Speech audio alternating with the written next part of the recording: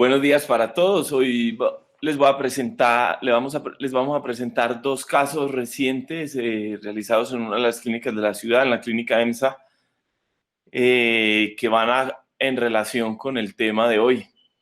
El primer caso es una paciente de 64 años que en consulta por dolor abdominal con un diagnóstico de un aneurisma de aorta y se programa para una endoprótesis fenestrada.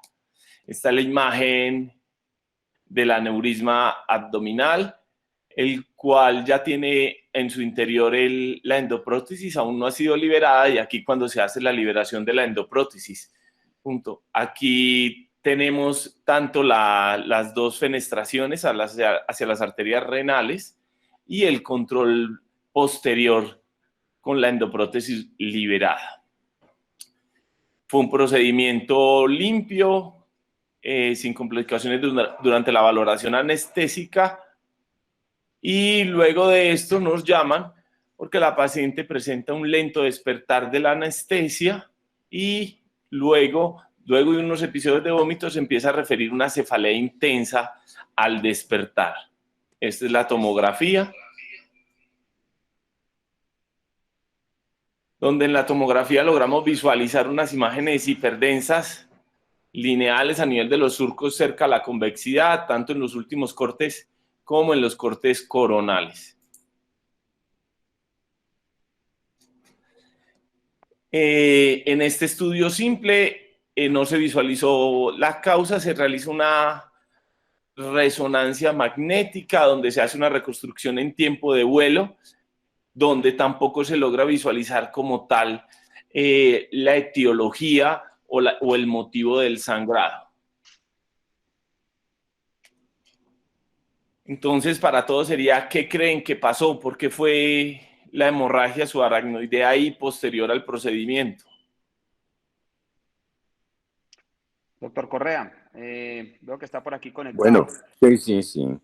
Bueno, hemorragia posoperatorio de una endoprótesis de aorta abdominal y una hemorragia subaracnoidea con un estudio negativo. ¿Qué hacer?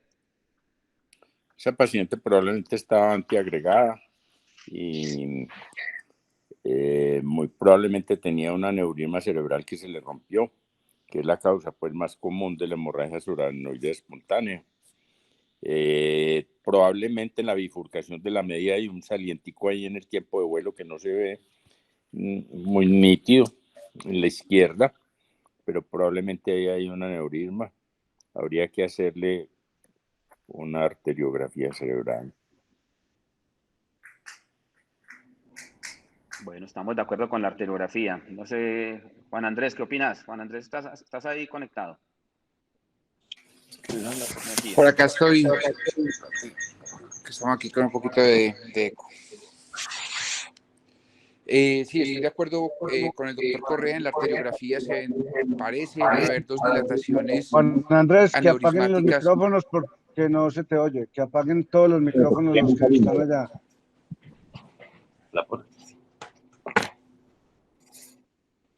En el estudio, en el tiempo de vuelo, en las reconstrucciones, sí parece haber dos dilataciones aneurismáticas a nivel de la arteria cerebral media, la del lado derecho bastante pequeña, en torno al milímetro máximo, pero ya en la izquierda sí se ve una dilatación un poco más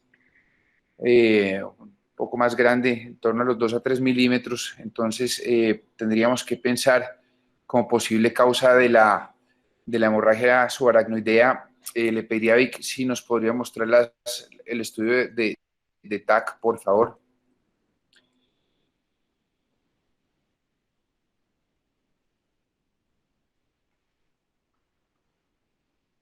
Algo en la convejidad, pero bueno, de todas maneras sí habría que realizar un estudio arteriográfico sin duda. Es el posoperatorio de una endoprótesis. No será contraste lo que se ve ahí, ¿no? Está en el posoperatorio inmediato. Boris. Sí. Pablo, ¿cómo estás? Hola. Dos consideraciones. La primera, pues, aunque si haya imagen pues, de hemorragia, en las fenestraciones, el acceso hay que hacerlo subclavio derecho, con un introductor 13 más o menos, o sea que lo primero en pensar es un stroke, ¿cierto? aunque no en la imagen, ¿cierto? Para que pensemos que siempre que un paciente se despierte así en una fenestrada, lo primero es, o sea, tener en cuenta que hay un introductor 13 que pasa por todos los troncos y hay que, las penetraciones no son dos, no son cuatro. Bastante cruento para los troncos supradores, para que tengamos en cuenta. ¿Lo llevarías a arteriografía, Pablo, no? Sí, inmediatamente, o sea, no haberle hecho resonancia, sino ahí mismo, por alguno de los introductores, ahí mismo arteriografía. Lo otro es que esos pacientes no se antiagregan. Pues, si está antiagregado por otra cosa, sí, pero por las penetraciones no se antiagregan. La aorta tiene demasiado flujo como para necesitar doble antiagregación. Bueno, Víctor, tenemos ahí la arteriografía. Sí, señor. Bueno, un dato también técnico para que lo tengamos en cuenta. Generalmente cuando nosotros pedimos las resonancias y se realiza el tiempo de vuelo no es completo, o sea, no es un barrido completo del todo el cráneo y pueden estar excluidas algunas ramas, sobre todo las más distales o las más altas. Generalmente el tecnólogo hace un corte o un volumétrico dirigido generalmente solo al polígono de Willis. ¿Qué pasó? Entonces luego la pasamos a arteriografía, como habían dicho. El doctor Rodolfo, que lo veo conduciendo, si puede apagar el micrófono, por favor. El doctor Rodolfo. Vale, y entonces encontramos este aneurisma distal del lateral cerebral anterior, el cual decidimos realizar por vía radial, ya que recientemente se le había puesto la endoprótesis, las fenestraciones y ya tenía cerrados los accesos, decidimos hacer una punción radial. Se hizo la punción radial, aquí el acceso.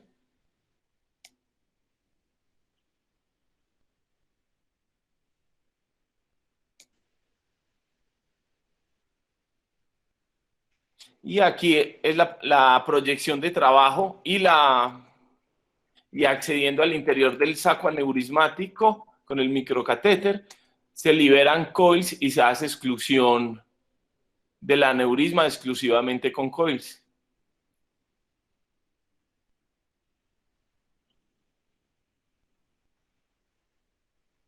Muy bien, Víctor. Lo que queríamos mostrar aquí básicamente era que los coils para el manejo agudo de la hemorragia subaracnoidea, y como bien lo sabemos, siguen siendo un tratamiento de primera línea. El tema que vamos a presentar hoy es acerca de coiling y muchas veces encontramos casos como este en donde tenemos una situación relativamente sencilla de resolver por método endovascular, en donde el aneurisma tiene una muy buena configuración y permite el tratamiento adecuado con solo y exclusivamente coils. Posteriormente vamos a presentar un caso en donde la situación no es tan clara y se puede presentar un poquito más de discusión acerca de las diferentes estrategias. ¿Ya dejaste de presentar, Víctor? Pregunta, ¿por qué se rompió el aneurisma? Buena pregunta.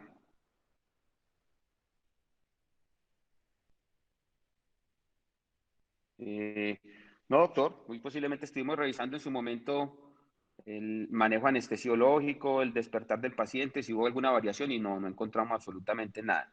Coincidencialmente para un procedimiento de estos, no sé, los radiólogos que tengan más experiencia, Pablo, de pronto si es muy lábil el procedimiento desde el punto de vista anestésico, pero no encontramos ningún otro factor de riesgo. El paciente está en perfectas condiciones antes del procedimiento. No sé si de pronto, o sea, la endoprótesis mucho tiempo está parcialmente abierta.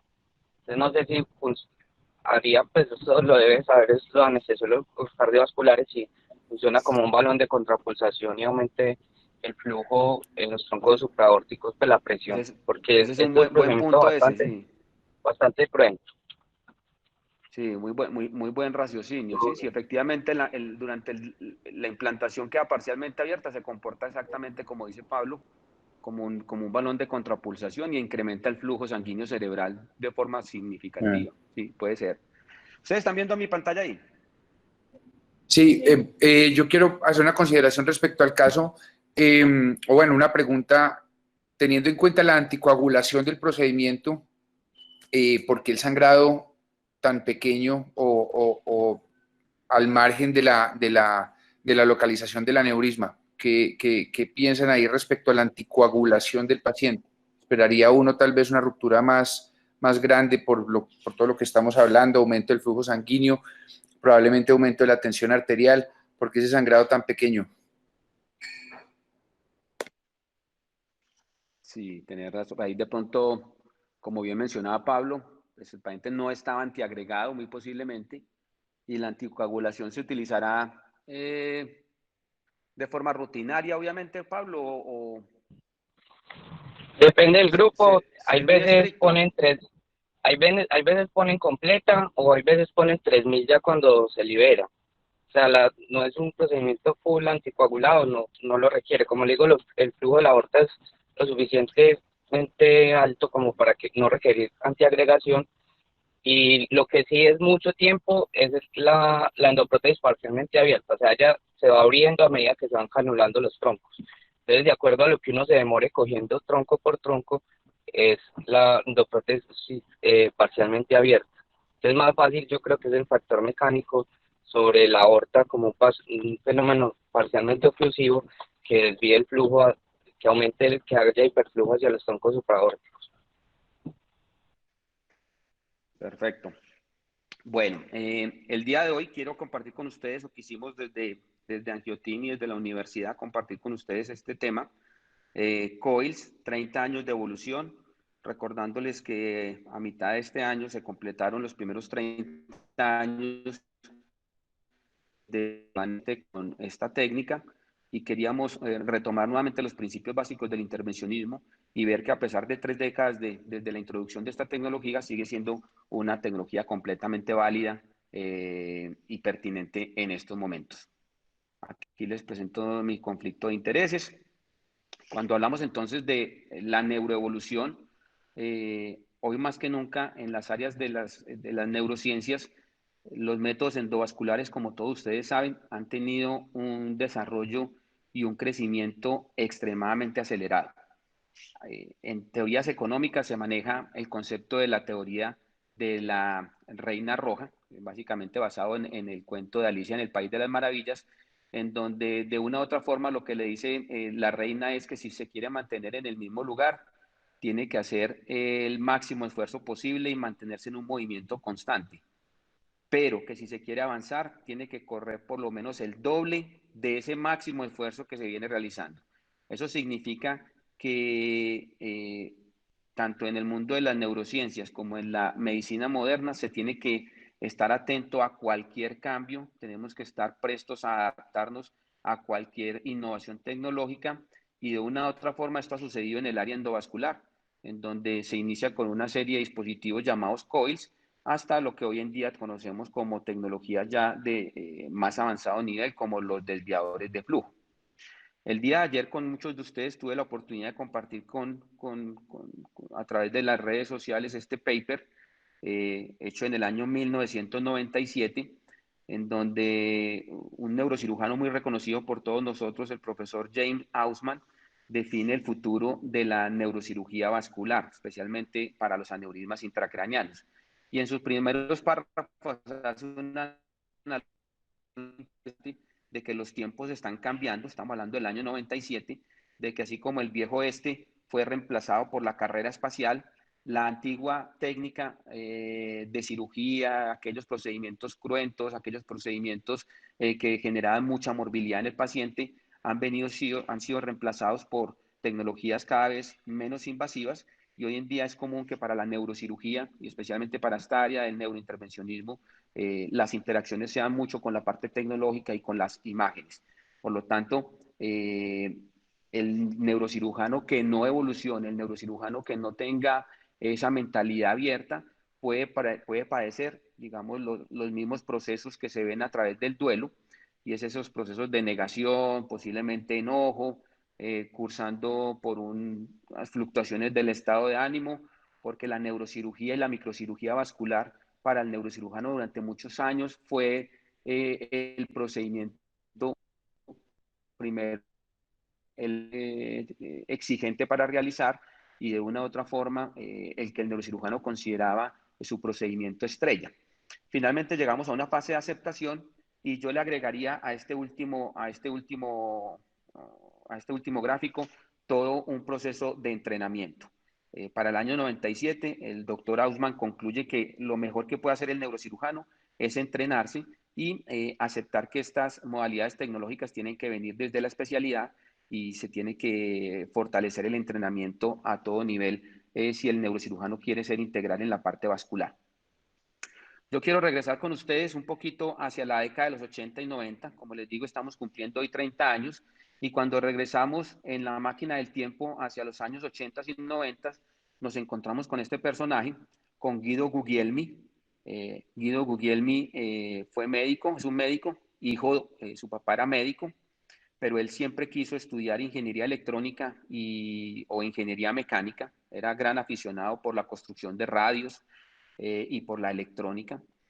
Sin embargo, su padre finalmente lo convenció para que estudiara medicina y cuando estaba en la facultad de medicina, lo único que le llamaba la atención era la parte neurológica, básicamente por las conexiones neuronales y que él decía que parecían muchos alambres interconectados y que lo más parecido a la electrónica que veía en la medicina era el cerebro. Por lo tanto, estudió neurocirugía, es un neurocirujano italiano y recuerda con mucho afecto a su profesor de neurocirugía vascular y el profesor de neurocirugía vascular siempre les decía esta frase que ustedes ven ahí arriba, ¿sí?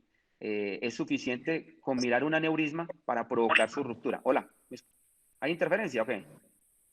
¿O están escuchando bien? No, muy bien. Muy bien. Ah, bueno.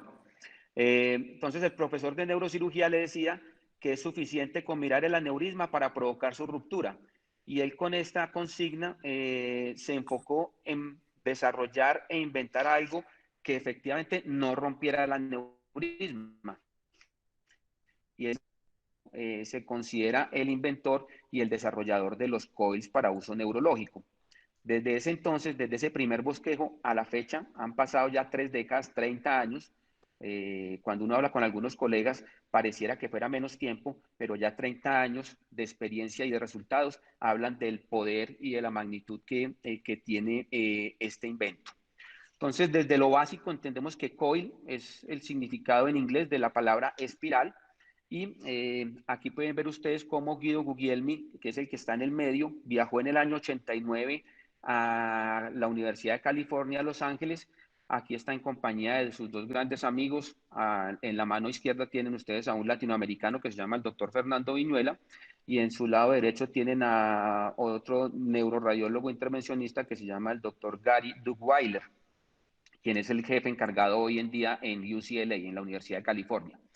Les traigo esto porque durante todo ese año 89 describe Guglielmi que él no tenía dinero cuando se movilizó hacia los Estados Unidos, vivió todo el año en un sofacama y en un sofacama que se lo prestó el tecnólogo del hospital en UCLA. O sea, nunca tuvo residencia estudiantil, vivió todo ese año, él ya tenía una experiencia como neurocirujano y tenía una experiencia en el laboratorio animal practicando los fenómenos de electrolisis y liberación térmica.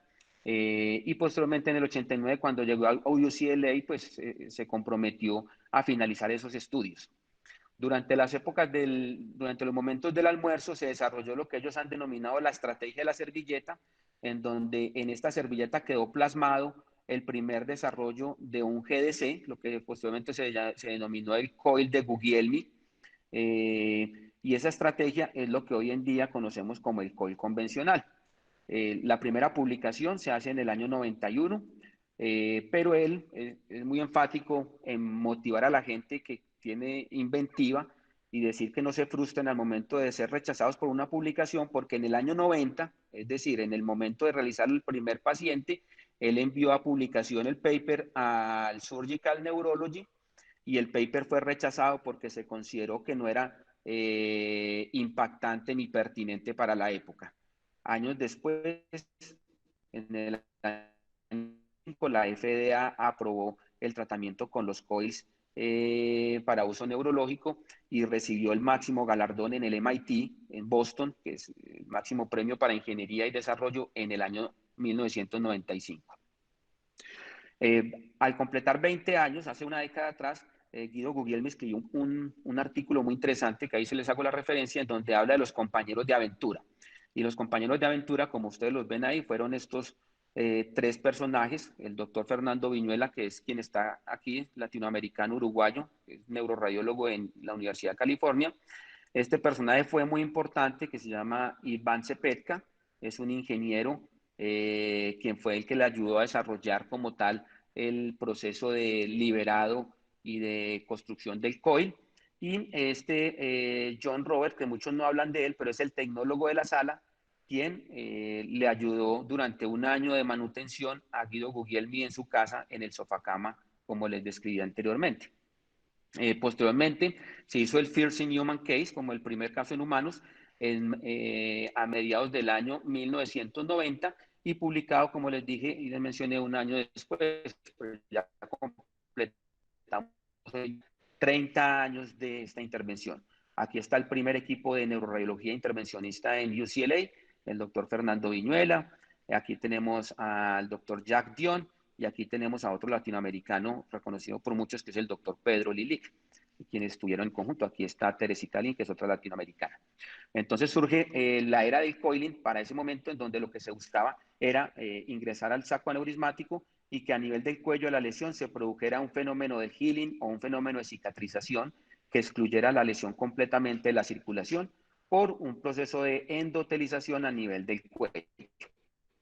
Inicialmente fue consignado básicamente para tratamiento de pacientes con lesiones en el circuito posterior, específicamente los aneurismas del tope o punta de la basilar, pero fueron tan buenos los resultados en su momento que a partir de ese primer paso se expandió la terapéutica endovascular y el uso de coils para otros territorios. En su momento los neurointervencionistas considerábamos que de una u otra forma esta era la herramienta salvadora para la gran mayoría de aneurismas, pero el tiempo demostró todo lo contrario. Demostró que a pesar de tener unas muy buenas y grandes fortalezas, los coils presentan aún limitaciones. Yo en algunas presentaciones muestro esta gráfica. Esta gráfica es producto de un resultado de la gente de UCLA allá en California. Después de 11 años de seguimiento de pacientes, publica Murayama, quien es otro neurocirujano, publica la oclusión aneurismática en aneurismas grandes, pequeños y gigantes, y se define que por más que se empaquete el aneurisma, por más que se intenten poner coils dentro del saco aneurismático, nunca se supera entre un 35 a 40% del volumen completo de la lesión, y por lo tanto tenemos siempre vamos a tener el riesgo de lo que se llama la recurrencia aneurismática o la recanalización. Y como ustedes ven ahí, las diferentes series son muy extensas, tasas entre un 5 a 75%, siendo mucho mayor en los aneurismas gigantes de cuello ancho, donde se llega al 70% de recanalización, obviamente siendo el 5 a 10% en aquellos aneurismas pequeños de cuello pequeño. Pero en general, en este metaanálisis que ustedes pueden ver ahí en el 2009, Van Roy define que hasta el 20% de todos los aneurismas coiliados pueden tener recurrencia, y de ese 20%, la mitad de ellos van a tener un retratamiento. Por lo tanto, estamos hablando de una técnica que aún tiene fallas, que aún tiene algunas limitaciones, especialmente por el tamaño de la lesión aneurismática y por el cuello de la lesión. Por lo tanto, era necesario tener unas ayudas, y es ahí donde surgen las ayudas que todos conocemos, como el balón assisted coil, que es simplemente un coil asistido por balón, en donde se favorece el empaquetamiento, la técnica de coil asistidos por stent, no me voy a detener mucho en ella, y lo que más recientemente conocemos desde hace una década atrás, que es la implantación de un dispositivo desviador de flujo, que muchas veces, la gran mayoría, no requiere ni exige el uso de coils. Es importante entonces conocer todas las herramientas y saber en qué momento es mejor utilizar una que otra. Lo que es los coils para nosotros en el neurointervencionismo es inevitable. Los coils los debemos seguir usando para todo. Nosotros incluso lo usamos hasta en nuestro logo.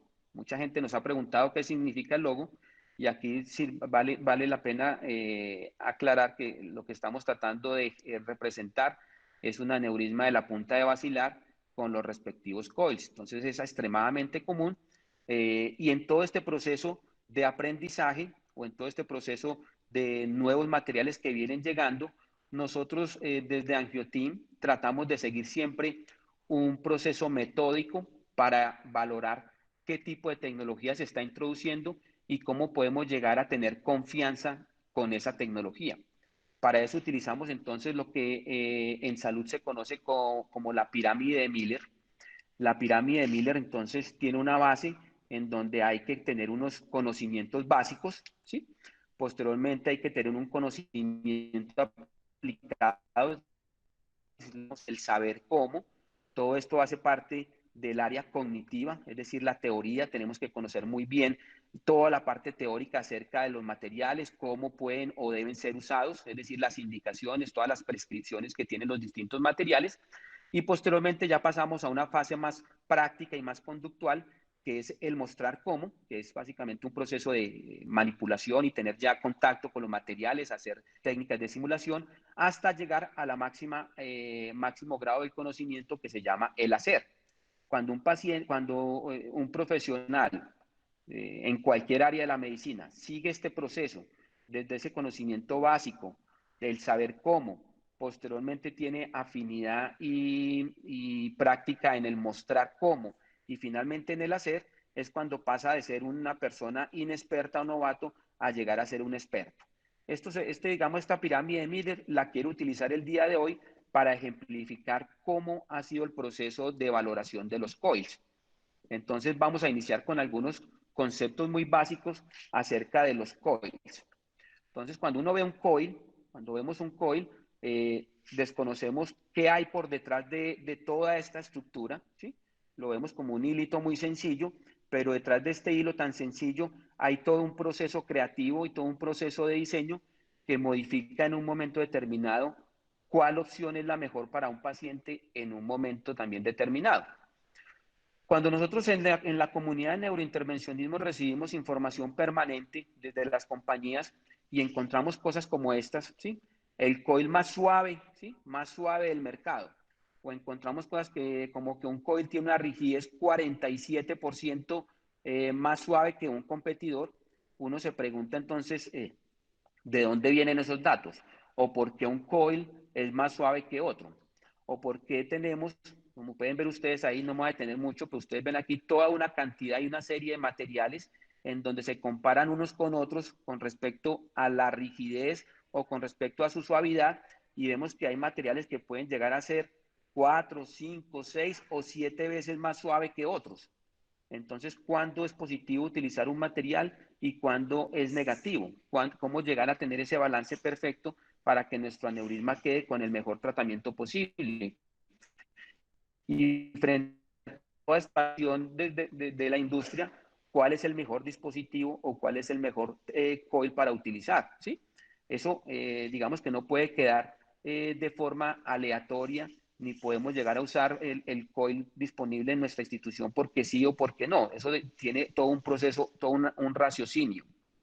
Para todos los que les guste el neurointervencionismo o aquellos quienes quieran aprender un poco más acerca de los coils, este artículo publicado por la gente de la Clínica Mayo en Rochester, por el doctor Calmes, es fundamental. Es uno de esos artículos maestros, uno de esos papers que todo neurointervencionista debe leer en un momento y debe tener en sus archivos preferidos.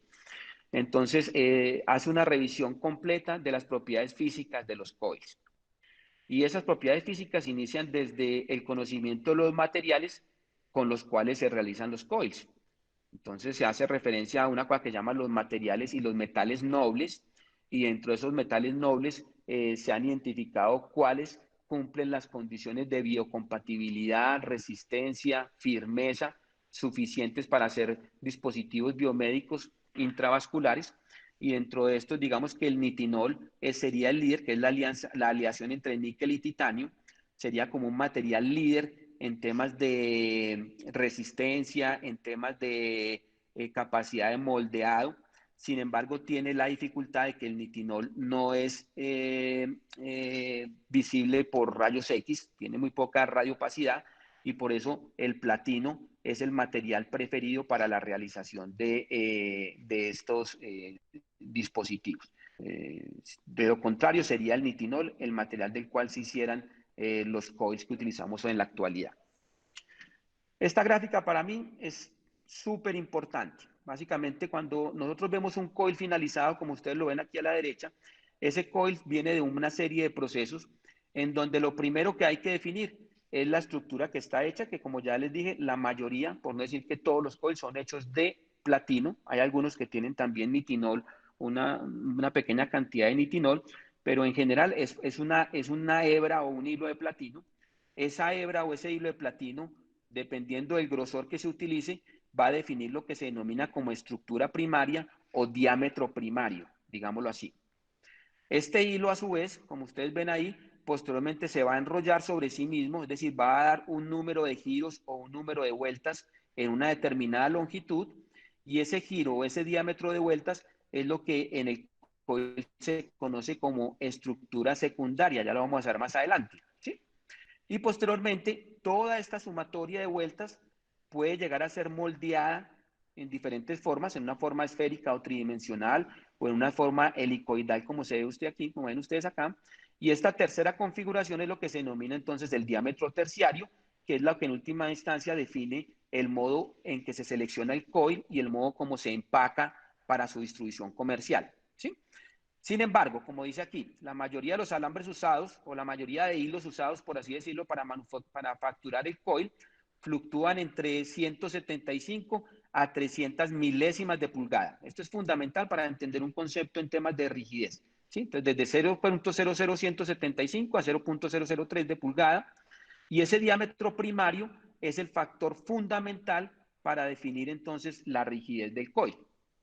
Esta es una gráfica muy bonita, donde se ejemplifica eso. Básicamente tenemos un primer filamento, este filamento que es de platino.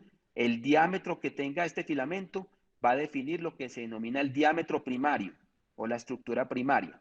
Posteriormente el coil va a empezar a enrollarse sobre sí mismo en una unidad de longitud y básicamente va a definir lo que conocemos como el diámetro secundario.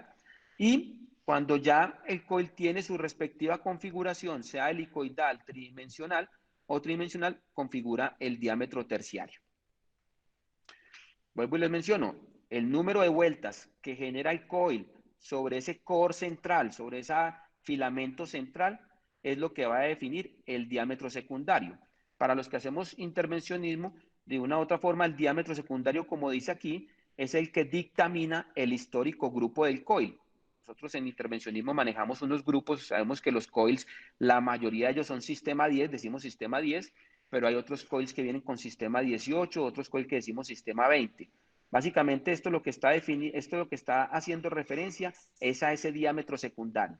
Para ustedes que de pronto no tienen mucha afinidad, nosotros utilizamos en el 98% de los casos un grupo que se llama sistema 10.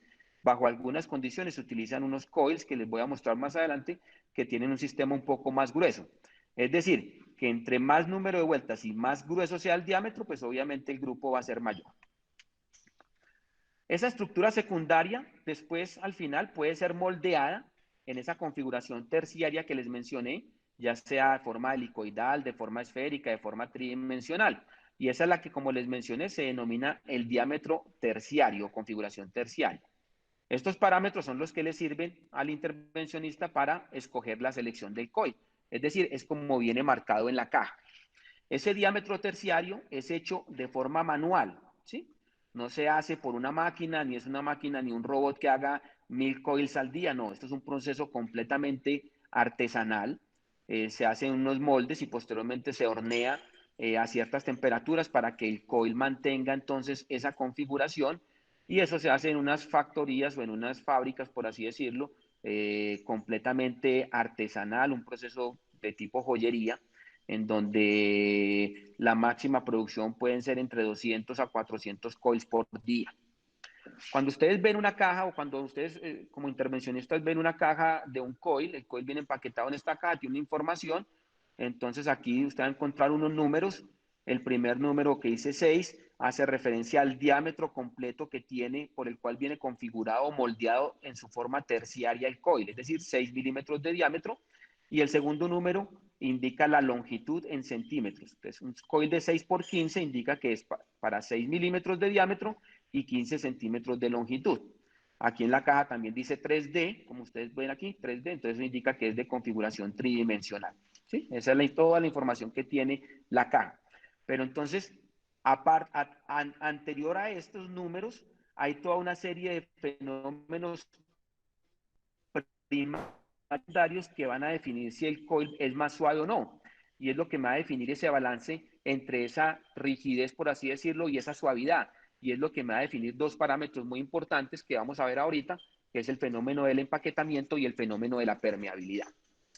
Para definir esos fenómenos, entonces, tenemos que remolcarnos a la física de los espirales. Cuando hablamos de los espirales tienen una constante de rigidez.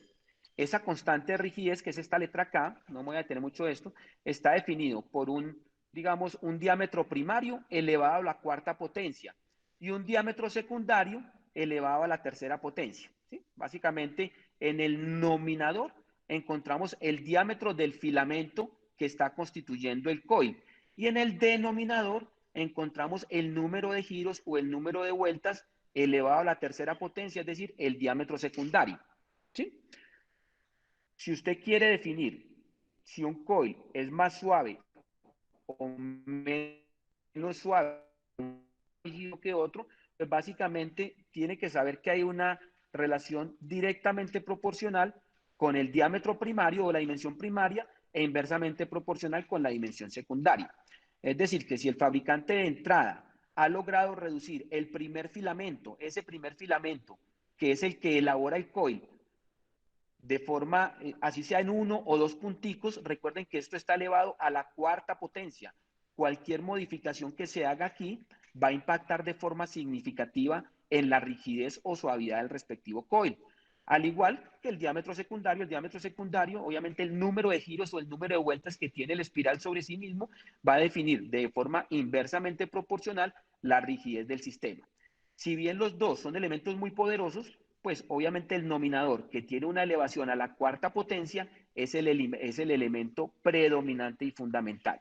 Por eso cuando uno compara, por ejemplo, en este caso, una publicidad en donde le dicen que el coil tiene un filamento de 0.0013 milésimas de pulgada, ¿sí? Como lo ven ustedes acá, este filamento es de 0.0013, es muy diferente a un coil extra soft que tiene 0.0011, ¿sí? Entonces, este primer numerito, que es básicamente el core o el alambre inicial del coil, recuerden que esta variación es la que de una u otra forma se va a elevar a la cuarta potencia para definir la rigidez del material. Entonces, cuando comparamos diferentes materiales comercialmente disponibles, tenemos que unos coils de una compañía como lo que se llama Axiom, fluctúan entre 0.115 milésimas y 145 versus estos que son super soft, que tienen 115 milésimas de pulgada, ¿sí? Entonces, una variación en 0.04, por así decirlo, en 0.02, hacen unos impactos entre un 40 a 60% con respecto al valor inicial. Por eso cuando en las publicidades encontramos esos hallazgos de que un coil es 60%, es 70% más suave, eso viene de una elevación a la cuarta potencia en el filamento inicial, ¿sí? Entonces, por eso las magnitudes de esos números son tan significativas. Ese equilibrio o ese balance entre la rigidez y la suavidad o lo duro y suave del coil es, como les mencioné anteriormente, lo que me va a permitir hacer un empaquetamiento y definir la permeabilidad de los coils. Cuando hablamos de empaquetamiento, este es un ejemplo muy característico. Aquí tenemos un mismo aneurisma, tenemos un coil de las mismas dimensiones, 18 por 30, 18 por 30, pero vean ustedes que si el filamento o el coil es mucho más grueso, por así decirlo, pues la densidad de empaquetamiento es más alta. Aquí tenemos una densidad de empaquetamiento de 27.5, aquí tenemos una densidad menor del 7%. Entonces uno asumiría que entre más grueso el filamento, por así decirlo, tendríamos un empaquetamiento mucho más robusto y un empaquetamiento más denso hacia el volumen del aneurisma, lo cual no es del todo cierto, ¿sí? Entonces, digamos que cuando vamos a calcular ya el volumen, tenemos que volver a la física y ya evaluar esto no deja de ser un cilindro, y cuando evaluamos el cilindro volvemos a una formulita que relaciona ese diámetro secundario, es decir, recuerden que el diámetro secundario se forma por esta espira que viene y y empieza a enrollarse en una unidad de longitud. Entonces ese diámetro secundario elevado al cuadrado, y la idea sería, cuando uno quiere evaluar el volumen de embolización con los coils, existen diferentes formas. Ya directamente la máquina, el angiógrafo que estamos utilizando, nos da las medidas del aneurisma. Esas medidas del aneurisma en un programita como esto que se llama AngioCalc, uno pone las medidas del aneurisma, se calcula el volumen del aneurisma y le define, de acuerdo a los coils que usted utilizó, cuánto volumen real tuvo en ese aneurisma. Durante mucho tiempo se utilizó el volumen y el empaquetamiento como un dato para calcular el riesgo de recanalización, y es una de las variables que anteriormente lo hacíamos de forma muy juiciosa. Se ha abandonado un poco porque digamos que hay nuevas técnicas que de una u otra forma favorecen una mejor cicatrización, como las técnicas asistidas con stent o las técnicas que tienen los desviadores de flujo, en donde ya el volumen de empaquetamiento deja de ser tan importante. Lo que sí es importante entonces es que debemos balancear ese volumen con, obviamente, su rigidez o su suavidad. Lo ideal es que los materiales se encontraran en este cuadrante, en donde tenemos un gran volumen de ocupación y una suavidad lo suficientemente buena para no ir a romper el aneurisma. Aquí tenemos una compañía que se encontraría en este rango. Aquí tenemos los famosos hidrocoils que tienen un gel, se encontrarían más en este rango, en donde tenemos un mejor volumen de llenado. Y aquí tenemos también esta compañía que tiene unos coils un poco más gruesos, en donde el volumen de llenado es mayor, pero se va afectando un poco la suavidad al momento de liberar y de entregar el dispositivo. Este concepto es fundamental, la permeabilidad. La permeabilidad que genere, la impermeabilidad que genere el dispositivo dentro del aneurisma es lo que en última instancia va a limitar la entrada de sangre y va a favorecer la cicatrización del mismo. Esto, digamos, es un experimento que se utilizó, una cosa que ellos han denominado un permeómetro, y básicamente se coloca la misma o se posiciona la misma cantidad de volumen en coils, en este aneurisma simulado, y a esto se le pone, digamos, en términos sencillos, una bolsa con agua, con suero, tratando de pasar a través de esta estructura y ver qué cantidad de flujo pasa a través del circuito, ¿sí? Noten ustedes, aquí está el coil, aquí está un aneurisma en silicona, aquí pasaría la gota de agua y hay que ver cuál es la velocidad y qué grado de impermeabilidad genera este respectivo coil, ¿sí? Después de muchos estudios, entonces la gente de Stony Brook, la gente de Dave Fiorella y Baru Liber, que desarrollaron el estudio, lograron demostrar que el coil más impermeable, es decir, el que dejaba pasar menos cantidad de agua, por así decirlo, eran los coils de esta compañía que se llama Microvention, es decir, que eran los coils que menos permeabilidad generaban, y por el contrario, estos coils que son un poco más gruesos, que tienen un poco más de volumen, desafortunadamente, a través de sus intersticios, dejaban pasar mayor cantidad de agua.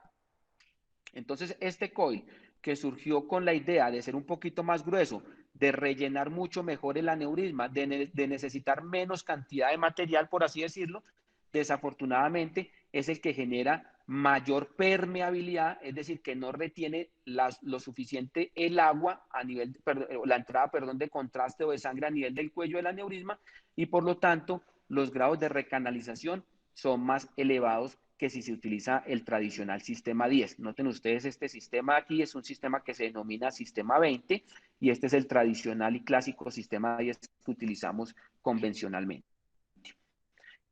Entonces, cuando vemos el tema del permeómetro, el dispositivo que generó menos entrada, por así decirlo, menos paso del salino a través de su estructura, fueron los hidrocoils.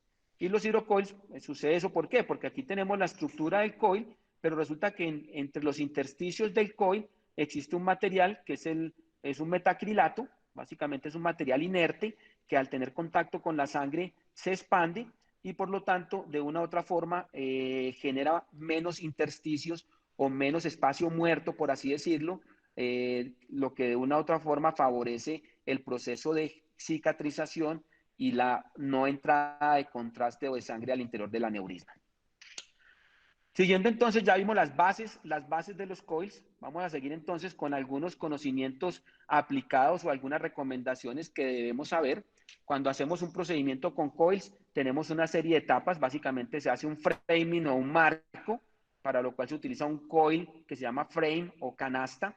Entonces ese coil va a permitir posteriormente hacer un llenado y finalmente, como pues, queda redundante, con un finalizado. Digamos que nosotros en intervencionismo siempre decimos que el primero y el último coil son los importantes.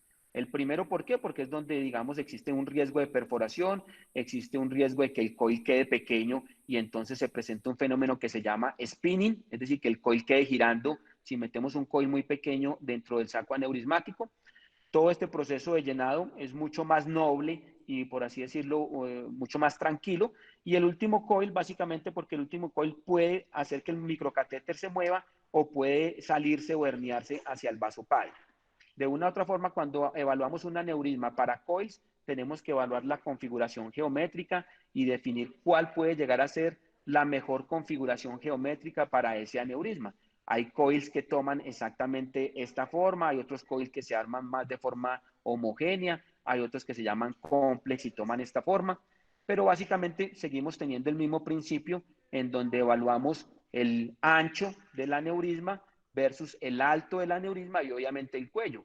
Como principio fundamental, si yo tengo que el cuello del aneurisma mide 3 o 4 milímetros, pues obviamente yo no puedo utilizar un coil que mida menos de esos 3 o 4 milímetros, porque posiblemente si yo le utilizo un coil de 2, pues rápidamente el flujo sanguíneo lo sacará y el coil se irá distalmente y presentaremos un fenómeno oclusivo distal. Entonces, como concepto básico, uno lo que normalmente hace es promediar el ancho y el alto, lo divide por 2 y ahí selecciona, digamos, el tamaño o el diámetro del primer coil, ¿sí? Pero recordemos que cuando vemos ya un aneurisma embolizado con coils, estamos haciendo referencia entonces a todos unos procesos físicos previos en donde está nuevamente el diámetro primario, la estructura secundaria y obviamente su estructura terciaria. Si yo tengo un aneurisma que está recién, con una ruptura muy reciente, que tiene un signo del pezón, es decir, que tiene un pseudoaneurisma, pues posiblemente yo trataré de irme con un coil lo más suave posible y trataré de no entrar dentro de ese pezón o dentro de esos pseudoaneurisma porque existiría el riesgo de una ruptura.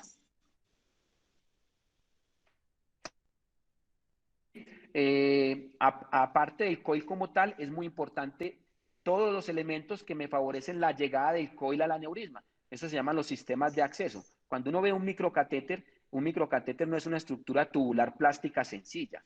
Un microcatéter involucra mucha bioingeniería, involucra una serie de segmentos, unos segmentos que son un poco más rígidos, otros segmentos que son trenzados, lo que garantiza su navegabilidad, su flexibilidad. Y lo más importante, lo que uno tiene que evitar es que el microcatéter haga lo que llamamos el kick out, que es como un retroceso.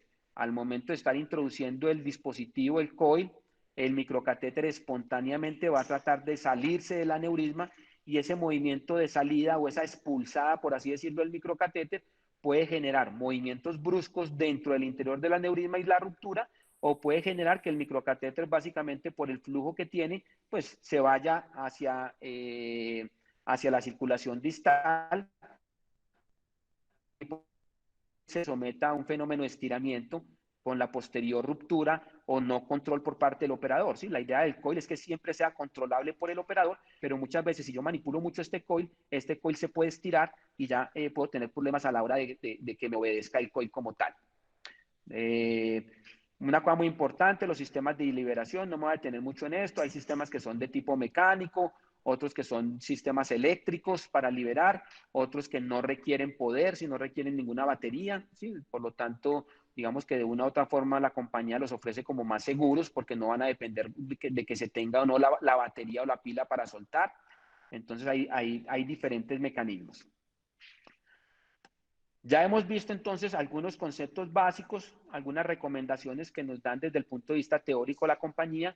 Quiero ya enfocarme en estos dos que son muy importantes, que es ya la práctica como tal, cómo ya entramos en contacto con los materiales y ya el hacer nuestra práctica clínica y nuestros casos. Nosotros en Angioteam, al momento de recibir un material, tratamos siempre de hacer algunas pruebas, algunos testeos. Tenemos unos modelos muy sencillos, pero muy eficientes a la hora de valorar los casos y a la hora de valorar los materiales. Este es un modelo de silicona muy sencillo, que lo podemos hacer el día que alguno esté interesado para probar algunas cosas. Obviamente, bajo las condiciones de fluoroscopia, miramos el comportamiento de los materiales. Aquí para mostrarles que hicimos unas pruebas con el mismo diámetro, mirando si este que tiene esta configuración se comporta mejor que este que tiene una configuración que llamamos complex, o si esta marca es mucho más suave que la otra. Hicimos diferentes análisis, solo para mostrarles que digamos que desde el punto de vista macro se pueden ver muy similares. Muy probablemente este hecho de que el material caiga directamente a la salida del microcatéter habla que este coil es mucho más suave que este. ¿Por qué? Porque esta transición acá le está generando cierta resistencia. Noten ustedes que no cae con la suavidad que cae el otro. Obviamente analizamos desde el punto de vista al momento del procedimiento, desde el punto de vista mecánico, si al momento de estar introduciendo el coil, el microcatéter se va para atrás, porque hay algunos microcatéteres que de entrada tienen ese kickback, ¿sí? Se va fluctuando y se va corriendo hacia atrás. Entonces vamos mirando qué tan estable o no es el microcatéter en la posición. Podemos hacer comparaciones con los dispositivos. Este es un aneurisma de cuello ancho. Noten ustedes aquí este coil cómo sobresale hacia el vaso padre, ¿sí? Mientras que otras compañías pueden tener un poquito más de estabilidad, ¿sí? Entonces, utilizando el mismo microcatéter, la misma estrategia, la misma posición del microcatéter, hacemos la introducción de los materiales y entonces, digamos que uno sí va haciendo como cierta evaluación personal acerca de cuál dispositivo es más fácil de introducir, cuál dispositivo es más noble, cuál dispositivo es más suave, ¿sí? Es muy importante que el dispositivo tenga esa primera espira. Muchas veces la primera espira al momento de salir del coil tiene una reducción entre un 25 o 50% menos del diámetro inicial, lo que garantiza que efectivamente esa primera espira se va a quedar dentro del aneurisma, porque si de entrada viene todo el coil del 100%, pues existe mucha posibilidad de que esa primera espira se salga por fuera del aneurisma. Posteriormente vemos este concepto que para muchos de los intervencionistas les es familiar, que se llama el pintado, es el painting, como así lo dicen. Es como el microcatéter va de lado a lado, como ustedes ven ahí, va de un lado al otro de forma suave y el coil se va armando sin ninguna dificultad. Ese es el movimiento normal que deberíamos ver al momento de embolizar un paciente, ¿sí? Al final vemos que el resultado puede ser muy similar en cada uno de ellos, ¿sí? Las compañías no difieren mucho en ese resultado inicial, pero esa práctica de laboratorio, esa práctica, digamos, ese entrenamiento es lo que al operador le va a generar cierta confianza. Muchas veces hay que retirar el coil, como ustedes ven ahí a su izquierda, hay que ver cómo se comporta el microcatéter, que no avance al momento de retirarlo, o como ustedes ven a la derecha, si por alguna razón se pierde la posición, cómo a través del mismo coil yo puedo volver a introducir el microcatéter, ¿sí? Eso se llama el reacceso. Muchos coils no permiten hacer eso. Muchos coils lo que terminan haciendo es que se van estirando y una vez estirado el coil es una complicación muy temida por los intervencionistas porque ya no se tiene control del dispositivo y se puede ir hacia cualquier lado. Entonces, la idea es que tengamos familiaridad con ese proceso de recaptura y reposicionamiento. Aquí tenemos a Juan Mejía, mi compañero. Ustedes lo ven ahí haciendo la introducción del coil, ¿sí? Qué tan suave o qué tan duro es la implantación. Ustedes ven que es a una mano. Noten ustedes que está con una mano, haciendo medio signos de...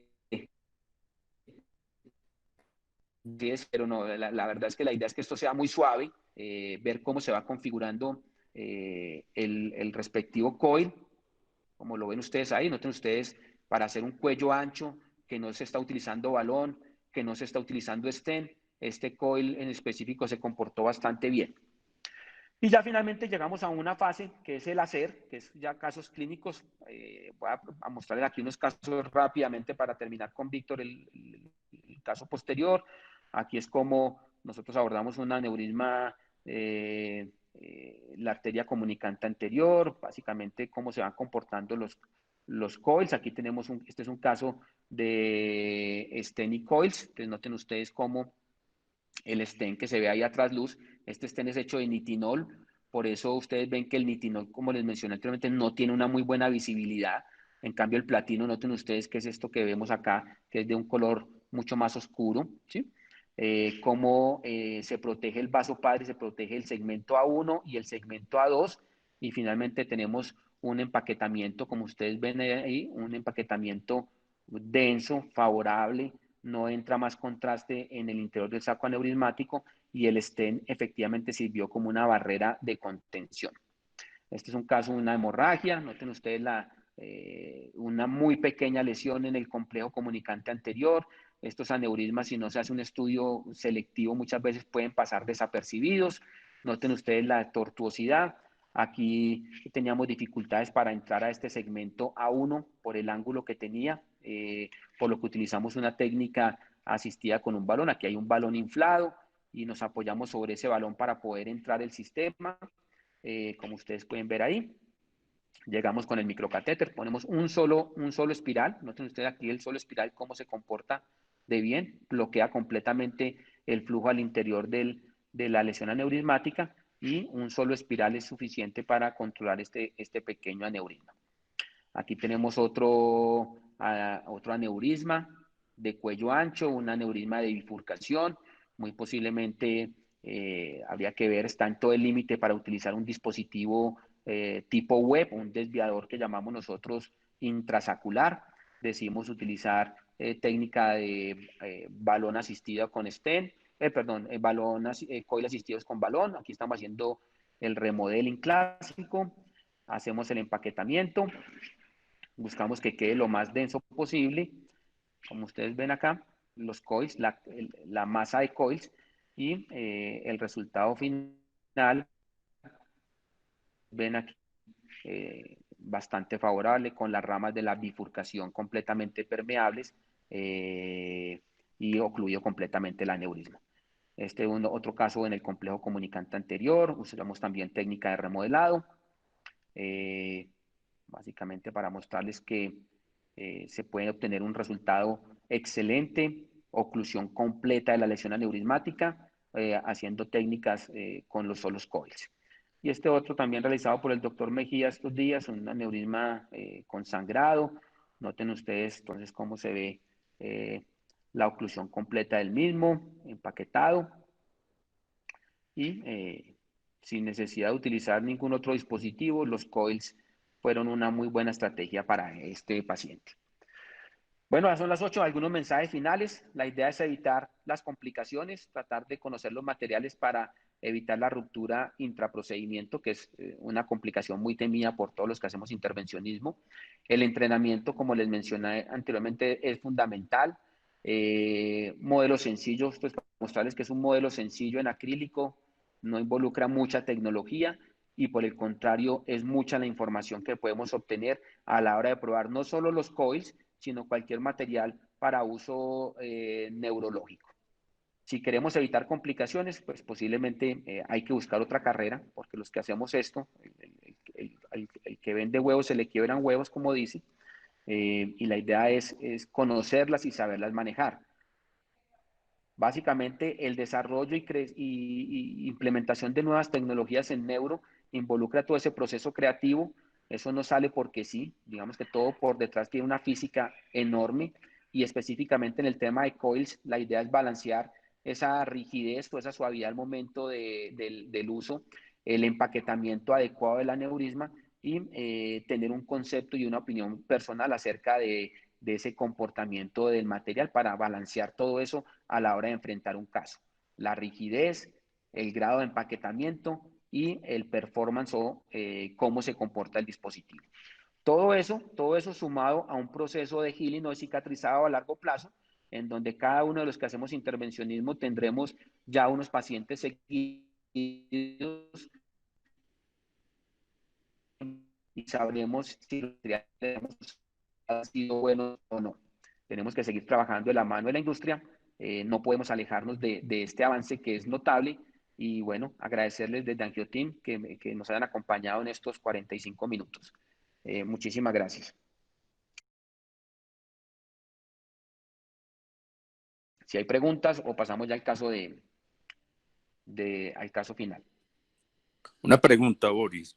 Es importante que nos cuentes al cuánto tiempo después de embolizar un aneurisma se le debe hacer un tiempo de vuelo o una angiografía cerebral de control. Bueno, esa es una muy buena pregunta, doctor. Hoy en día, con los avances en la resonancia magnética, muchos pacientes pueden ser seguidos con técnicas de resonancia magnética, dependiendo de las características de ese aneurisma, ¿sí? Durante muchos años había mucha crítica acerca de la recurrencia en los seguimientos de estos pacientes. Se ha visto por las grandes series que si un aneurisma va a tener recanalización o va a presentar signos de reapertura, eso el 90% lo presentan en el primer año, ¿sí? Es decir, que ese primer año es clave. Por lo tanto, es mandatorio hacer un control al primer año y dependiendo de lo que se encuentre en el primer año, ese paciente puede incluso finalizar ya su seguimiento, porque si el aneurisma se encuentra ocluido completamente o estable en el primer año, no requiere más seguimiento. Obviamente, el método de elección sigue siendo la arteriografía, pero cada vez hay más estudios mostrando el uso y el buen uso y la buena interpretación de las imágenes de resonancia magnética. El angiotac como tal sí genera mucho destello, por el material genera mucho destello y mucho artificio que no permite una valoración adecuada a nivel del cuello, pero la resonancia magnética sí lo hace. En lo personal no hay un esquema definido a nivel mundial como estandarizado. Nosotros generalmente lo hacemos un seguimiento al primer año y si en el primer año está ocluido, no le hacemos más seguimiento al paciente. Si por el contrario muestra signos de recanalización o reapertura, pues obviamente definimos si es necesario, de acuerdo a las condiciones del paciente, ofrecerle un tratamiento adicional para terminar de ocluir el aneurisma. Eso es básicamente lo que manejamos. No sé si aquí dentro de los intervencionistas haya otro esquema, no sé si está aquí el doctor, ¿está Jorge Pulgarín por aquí o no? Yo miro aquí que no.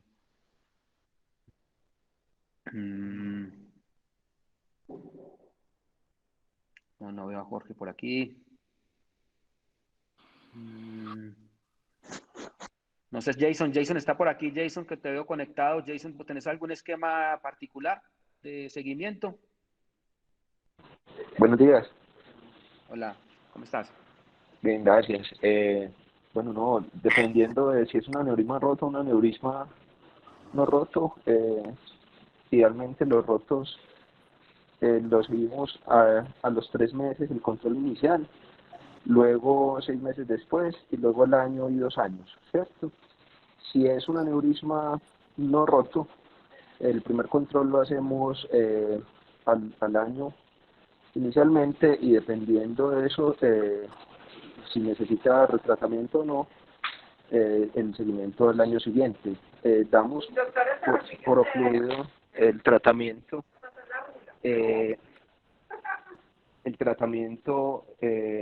a los 2 años si vemos que hay oclusión completa, no hay recanalización.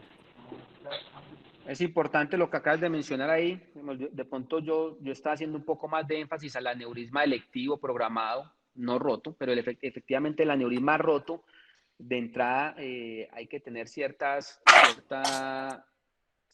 flexibilidad porque muchas veces al momento inicial el operador tratando de evitar una ruptura intraoperatoria no hace o no busca un empaquetamiento muy denso, ¿sí?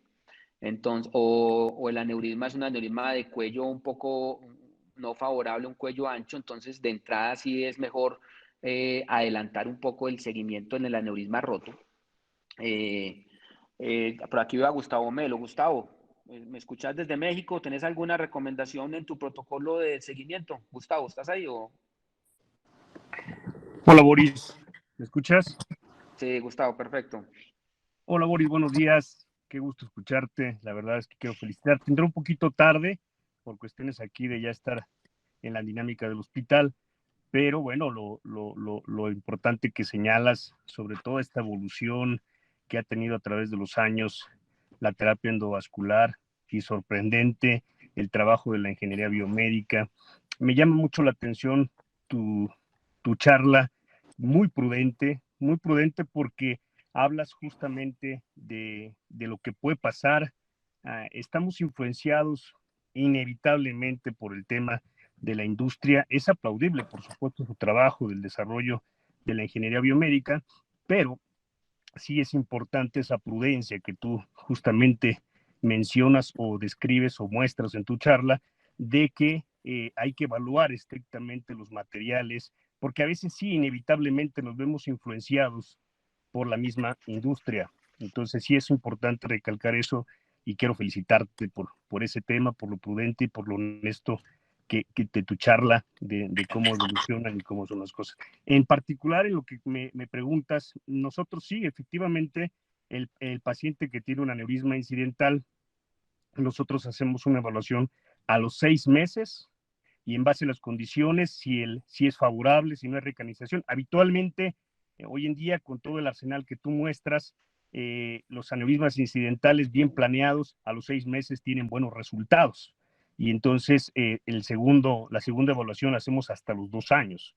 Y en aneurismas rotos, bien se ha dicho en los últimos minutos, es diferente. Es diferente sobre todo cuando tú vas y proteges a nosotros, nuestra escuela, tú te has dado cuenta, protegemos mucho el aneurisma cuando está roto y decidimos esperar a colocar cualquier dispositivo intraluminal del vaso, sobre todo por la hiperactividad que tanto sabemos, la antiagregación plaquetaria que puede favorecer complicaciones extracraneales por la respuesta metabólica al trauma, y en esos pacientes que tienen justamente el aneurisma roto, hacemos una evaluación estricta de cada uno de ellos y a veces tenemos que regresar a los 21 días a terminar el aneurisma o hacer un protocolo o hacer una angiografía de control.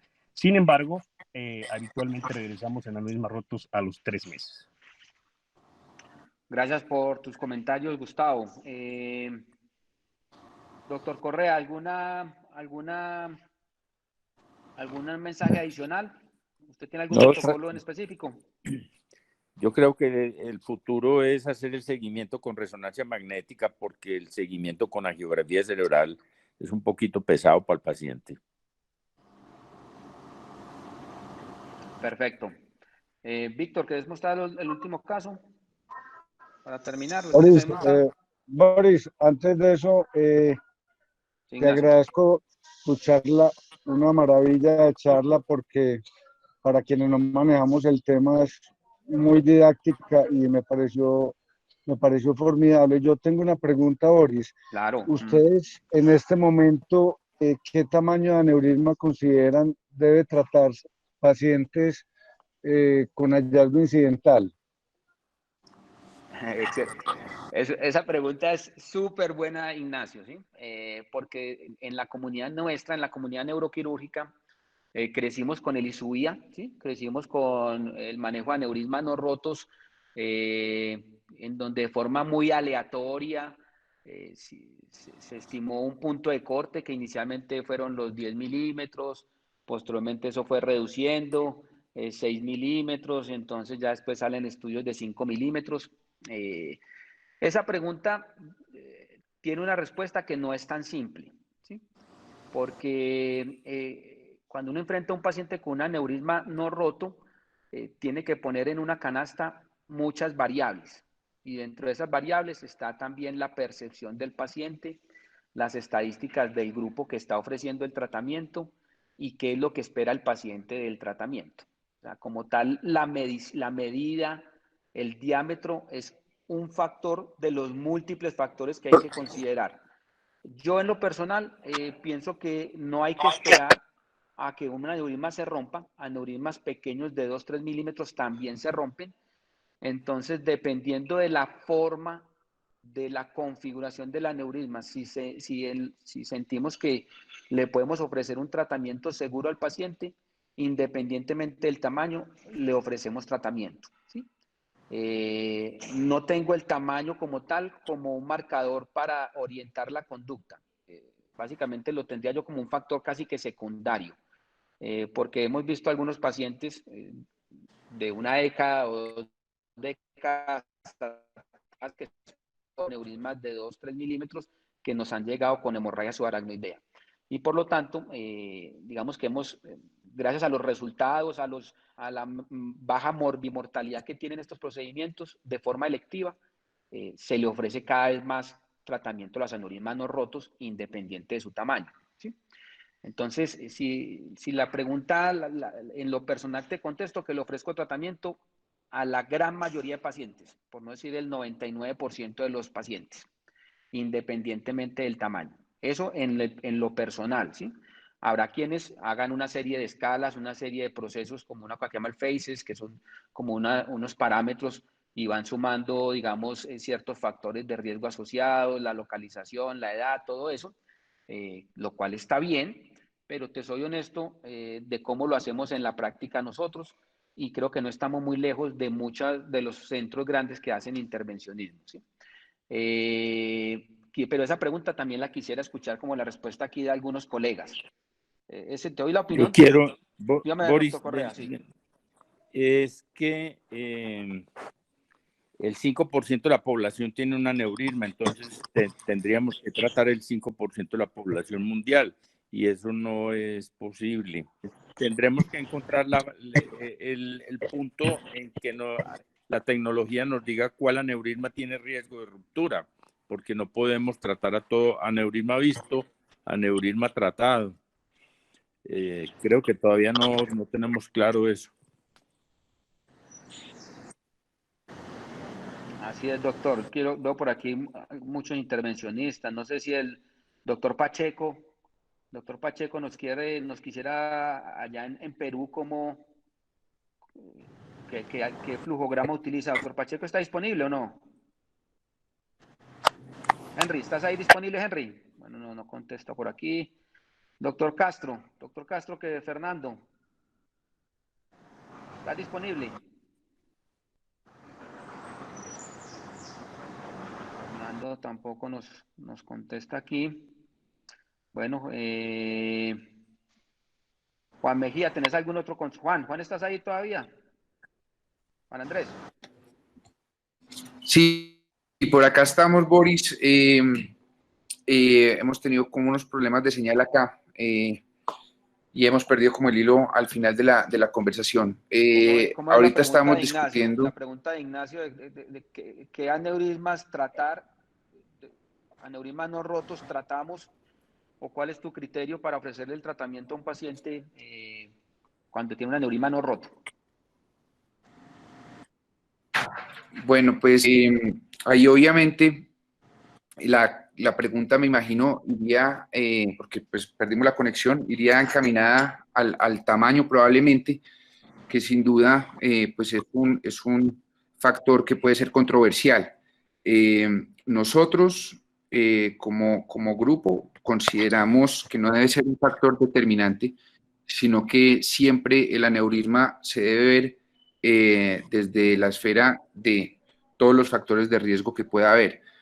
Antecedentes del paciente, antecedentes que puedan ser que haya presencia o no de ruptura aneurismática previa, antecedentes familiares, hábito tabáquico, hipertensión arterial, la edad del paciente.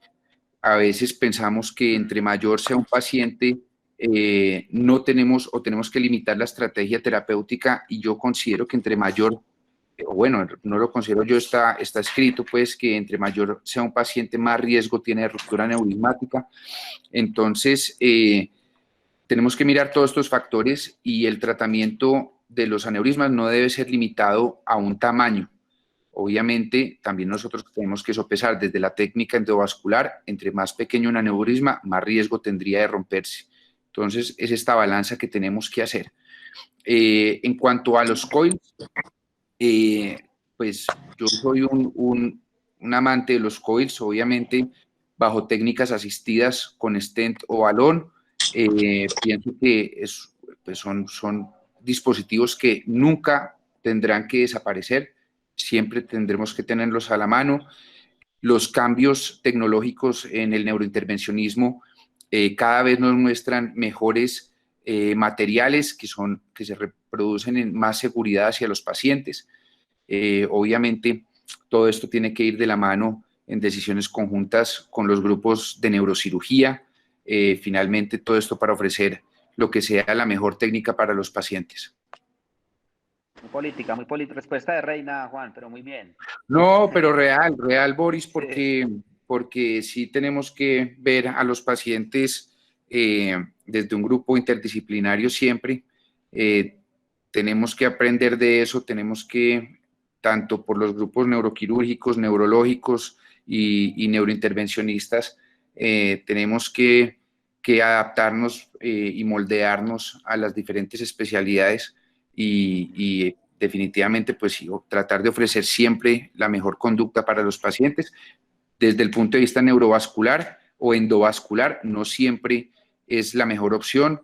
En otras oportunidades, la conducta quirúrgica, la conducta endovascular sí lo es, y siempre pues esto se tiene que determinar desde todas las esferas. Yo quisiera escuchar a Mauricio Acosta. Mauro, ¿estás ahí? Que te veo aquí conectado. Mauricio está en el Hospital San Ignacio Javeriana, pues donde presta servicio la Javeriana, hospital universitario. ¿Cómo es el manejo? ¿Cómo lo manejas allá, Mauricio? Bogotá.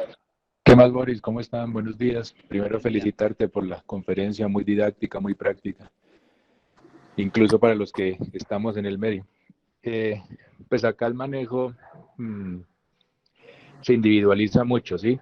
El tamaño, estoy de acuerdo, no es un factor que nos condicione. Si hablamos, por ejemplo, de los aneurismas blister, pues hay que tratarlos y esos nunca van a medir 10 milímetros, 8 milímetros, generalmente son muy pequeños. Y así como probablemente nos encontremos aneurismas fusiformes, vertebrovacilares, que pues a la hora de saber si el manejo va a ser para impedir o no una ruptura, pues lo consideraríamos mucho. Generalmente los aneurismas rotos intentamos pues tratarlos todos, ofrecerle un método de tratamiento y curación ideal de acuerdo, sí, como decía ahorita Juan, pues a las características del paciente y del aneurisma. Y el otro punto que trataste, que el seguimiento, también depende mucho de cómo lo hayamos tratado. Sabes que hay casos en los que uno queda completamente satisfecho, en el que el aneurisma se trató bien y el empaquetamiento fue correcto, y que quizá puedes darte un poquito más de lujo, puedes de esperar un poquito y esperar a los 6 meses, pero aneurismas de pronto en que han sido difíciles, de que uno sabe que el empaquetamiento no fue completo, que pronto tienes la duda, pues el control lo haces más temprano. Pero por protocolo generalmente hacemos uno a los 6 meses y luego al año de esos 6 meses para saber si el aneurisma se cerró o necesita algún tipo de retratamiento. Gracias, Mauro. Gracias por tus palabras y por tu comentario. Sí, yo noto que hay variabilidad, que hay mucha variabilidad en el tema de seguimiento. No está estandarizado, ¿sí? Durante mucho tiempo se le hacía que casi que cada año a los pacientes seguimiento. Yo, pues, casi como decía el doctor Correa, pienso que ese seguimiento tiene que hacerse desde otra modalidad. Y no hay que estar chuzando, por así decirlo, al paciente tantas veces. Pero noto que hay variabilidad. Y cuando uno lo pregunta, parece sencilla la pregunta, pero en cualquier evento académico lo pregunta y nadie tiene la respuesta oficial para eso, ¿sí? Y Boris. Sí, Mauro. No, esa Mauri García de la República. Mauri, ¿cómo estás? Muy bien, me alegra Mauri, estar de en República Dominicana. ¿Cómo estás, Mauri? Muy bien, muy bien. Felicitarte. Siempre nos tienes acostumbrado a una conferencia que supera la otra, y en este caso no ha sido diferente, así que mis felicitaciones y a todo tu equipo. Mira, con relación al tema del tamaño, pues hace un tiempo que salió un estudio de la Sociedad Japonesa de Neurología que daba cuenta del tema del tratar los aneurismas en relación a esos aneurismas pequeños. Y la controversia pues es muy notoria en toda la comunidad que trabajamos en este tema, porque ciertamente que en un trabajo que involucró si mi memoria no me falla, unos 6.000 aneurismas, sobre todo aneurismas de 7 milímetros hacia abajo, pues no tanto se tomaba en cuenta el tema del tamaño per se para la decisión de tratarlo, sino la ubicación y factores de riesgos, como el tema de la hipertensión y lo que decía Juan Andrés, de antecedentes familiares de rupturas de aneurisma y esto. Porque en ese trabajo, pues casi el 1% de esos aneurismas, 0.95% sufrieron ruptura. Entonces, ahí es un punto de controversia, pero hoy día, donde la expectativa de los seres humanos ha aumentado, la expectativa de vida, el hecho en sí de saber que tienes un aneurisma y que tienes ese porcentaje de que se pueda romper, y las disponibilidades de grupos que trabajan con rango de seguridad cada vez mayor, y todos los dispositivos, los diversores de flujo, o sea, es realmente, vas a encontrar mucha opinión encontrada de grupos de trabajo, gente que los trata todos, que no trata el 99%, sino que trata el 110%, porque tiene ya una perspectiva muy avanzada del tema. Entonces, eso a uno siempre le da suspicacia cuando tiene un aneurisma pequeño, roto, un aneurisma de 3 milímetros, pero que se rompió. Entonces, si lo encuentras antes de romperse, la tendencia de muchos de nosotros es a tratarlo. Mauro, muchas gracias también por tus palabras. Yo pienso que, como decía el doctor Correa, la tecnología nos debe permitir a futuro tener como un banco de imágenes, un banco de pacientes, y tener la manera de un método más predictivo que sea estable, no sea como se pensó en un momento que el CFD, que la dinámica del líquido computacional podía, los modelos de flujo podían predecir eso, y desafortunadamente los resultados han sido muy frustrantes porque no avanzó para ningún lado eso. Muy posiblemente el estudio de pared, utilizando resonadores muy poderosos, pueden evaluar la inflamación a nivel de la pared del aneurisma y definir si de una u otra forma hay un riesgo incrementado de ruptura. Se está trabajando mucho en eso. Y muy posiblemente es un tema del cual queremos hablar en un próximo Super Tuesday, que es todo el tema de pared de aneurisma valorada por resonancia magnética. Entonces, como que sí, quedan abiertos los interrogantes. Yo creo que fui sincero y honesto con la respuesta frente a Ignacio, pero también veo variabilidad en esa conducta.